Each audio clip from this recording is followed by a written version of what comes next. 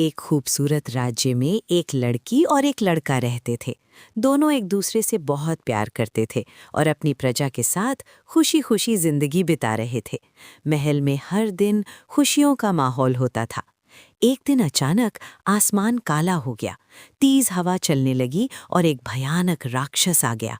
राक्षस बहुत बड़ा था और उसकी आंखें आग की तरह जल रही थीं। उसने जोर से गरज कर कहा कि ये महल अब उसका है। वो महल को तोड़ने लगा, दीवारें गिरने लगीं और लोग डर कर भागने लगे। लड़की बहुत घबरा गई और बोली कि हमें कुछ करना होगा। लड़का तलवार लेकर राक्षस से लड़ने गया, लेकिन राक्षस बहुत ताकतवर था, इसलिए लड़का घायल हो गया। तब एक बुजुर्ग साधु वहां प्रकट हुए और उन्होंने बताया कि इस राक्षस को हराने के लिए एक जादुई शक्ति चाहिए जो सिर्फ अंधकार जंगल में मिल सकती है। लड़का तुरंत जंगल की तरफ निकल पड़ा। रास्ता बहुत मुश्किल था, हर तरफ अंधेरा, कांटे और डरावनी आवाजें थीं, लेकिन वो रुका नहीं। काफी देर बाद उसे एक चमकती हुई गुफा मिले जिसके अंदर एक तेज रोशनी थी। तब एक गूंजती हुई आवाज आई कि अगर उसका दिल सच्चा है तो ये शक्ति उसकी है। लड़के ने हिम्मत दिखाई और उसे एक जादुई तलवार मिल गई जो चमक रही थी।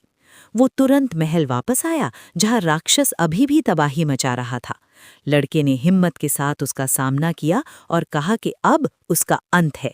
दोनों के बीच जबरदस्त लड़ाई हुई, चिंगारियां उड़ी, तलवारों के वार हुए और जादुई ताकतें टकराईं।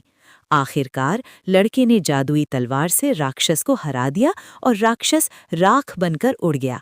राक्षस को मारने के बाद रियासत में कुछ वक्त के लिए सुकून आ गया। लोग खुश थे, महल में जश्न होने लगे। 6 महीने बाद राजकुमारी ने एक खूबसूरत बेटा पैदा किया। पूरी रियासत में खुशी की लहर दौड़ गई। शहजादा अब एक बहादुर बाप भी बन चुका था।